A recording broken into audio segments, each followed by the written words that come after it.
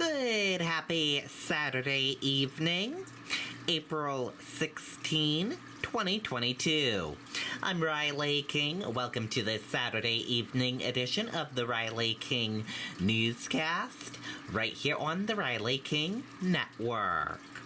We have a lot of news to get to this Saturday evening, so let's get started right now.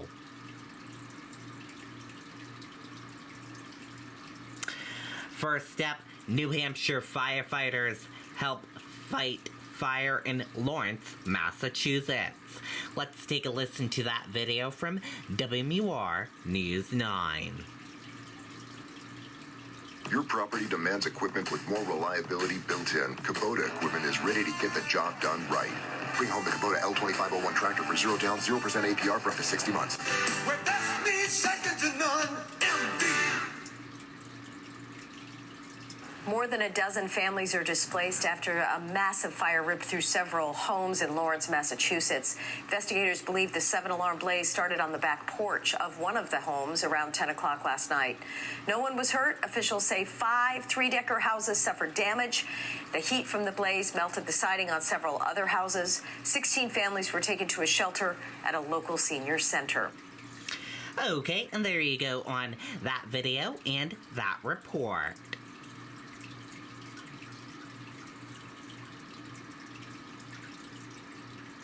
Snowboarder hiker rescued after separate search and rescue missions. Let's take a listen to that video from WMUR News 9. Now's the time to get a great deal on taking care of your property. You need the #1 rated A snowboarder from Pelham is waking up in the hospital this morning after being airlifted from the Great Gulf. According to Fish and Game, Patrick McQuaid was snowboarding by himself when he fell and hit several rocks. A skier who witnessed the fall went to McQuaid and activated an emergency SOS switch. A National Guard helicopter was deployed to airlift McQuaid off the mountain and to the hospital.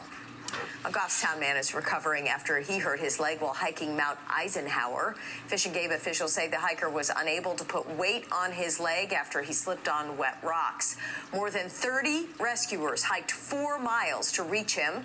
Officials say the White Mountains still contain vast amounts of snow and ice and suggest hikers use traction control devices. Okay, and there you go on that video and that report.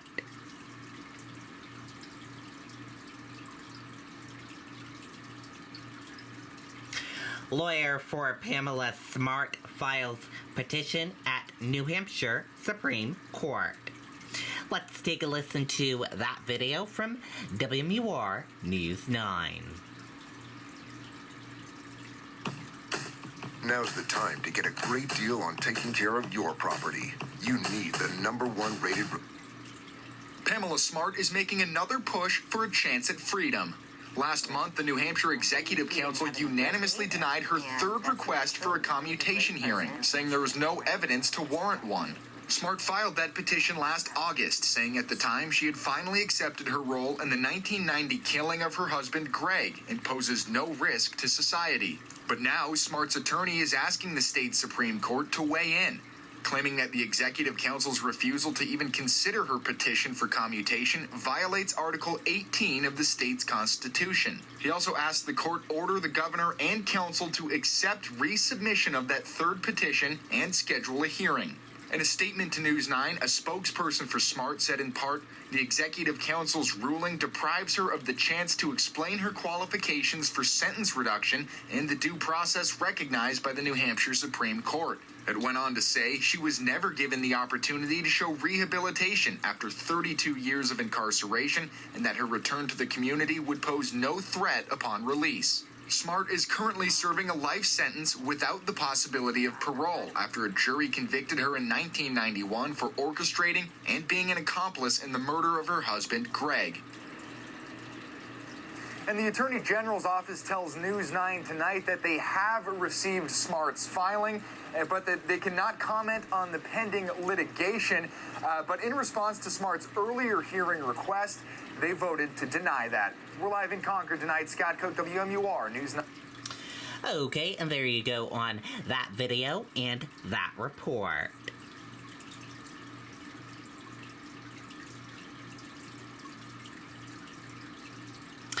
New strategy aims to improve emergency mental health care in New Hampshire. Let's take a listen to that video from WMUR News 9. Now's the time to get a great deal on taking care of your property. You need the It's been a problem in New Hampshire for years. Patients involuntarily committed to hospitals for a mental crisis, waiting days or weeks for beds in a mental health facility. They have boarded longer than 72 hours far too frequently and not had a timely hearing. But now the state has a new plan to make sure patients get that hearing in time. $2 million in funding will pay for 2 judges, staff, and counsel for patients, as well as equipment in hospitals so patients have remote access to court hearings. If you try to imagine yourself in an emergency department and not able to leave, then indeed, I think you can see that it is something that no one would really wish to have to endure, and especially if you are in a state of crisis. The New Hampshire Circuit Court says the new money will mean it won't have to pull resources from other areas. And we hope that it is going to help alleviate some of the concerns and bring sooner resolution to the folks who are in a critical state given their mental health. Advocates call this an important step forward. We certainly have work to do at the front end of the system, making sure that people can access community-based mental health services in a timely way to hopefully prevent them from landing in emergency departments. And in a statement about that new plan, Governor Sununu says the work is not done. He says the state is committed to increasing capacity and increasing access for people who are in a mental health crisis. Reporting live, Grace Feiner in WMUR News 9. Okay, and there you go on that video and that report.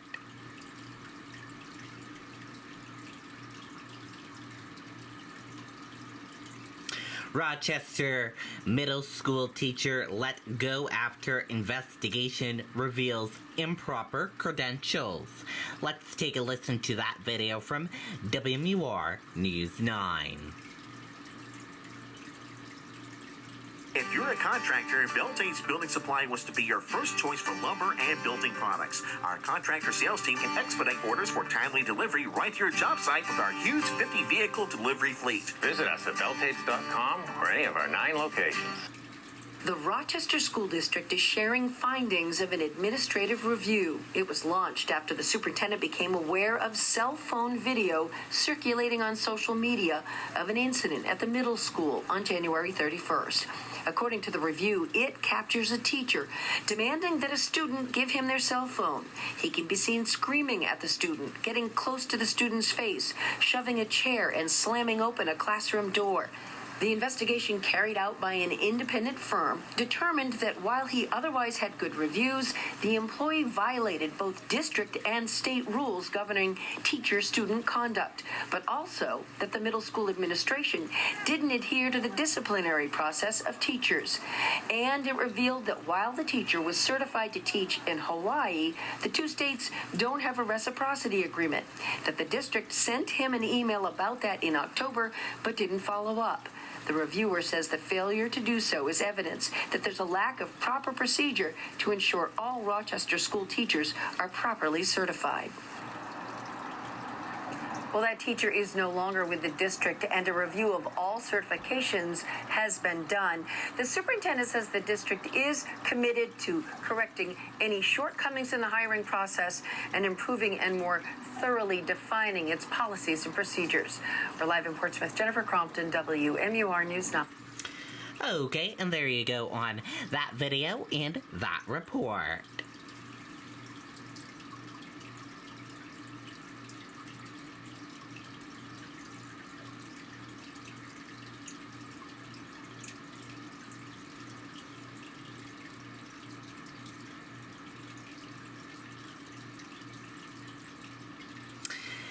Elon Musk reportedly shifting strategy to acquire Twitter. Let's take a listen to that video from ABC News. Get ready for a whole new wave of White Claw. Twitter and Elon Musk's latest moves to acquire the social media giant in a hostile takeover. The billionaire reportedly shifting strategy now. ABC's Zareen Shah joins us with more on that. Zareen, good morning. Good morning. What Elon Musk is now resorting to Plan B. This coming after Twitter fought back against his $43 billion offer to buy the social media platform with a tactic called a poison pill. If Musk or anyone else acquires 15% or more of the company, Twitter will let other shareholders buy extra shares at a discount. But reports say that might not stop Musk from recruiting other investors. They could potentially each buy shares up to 15% and partner with Musk to force a sale of Twitter, or they could make changes within the company. Musk currently owns 9% of Twitter, making him one of the largest shareholders. Twitter has not filed their poison pill plan with the SEC yet. That will include more details about whether like-minded investors will be able to team up to buy more than 15% of the company. And now Twitter founder Jack Dorsey is speaking out. He denies that the timing of Musk's offer to buy the company was related to Dorsey stepping down as CEO last November. Musk turned down a seat on Twitter's board last week after he learned he would not be allowed to publicly criticize the company. On Thursday, when asked why he wanted to buy Twitter, he said he thought the platform was extremely important to the future of civilization. With the poison pill strategy. All right, the drama continues. Zareen, thank you so much. We appreciate it. Well, hey there, GMA fans. Robin Roberts here.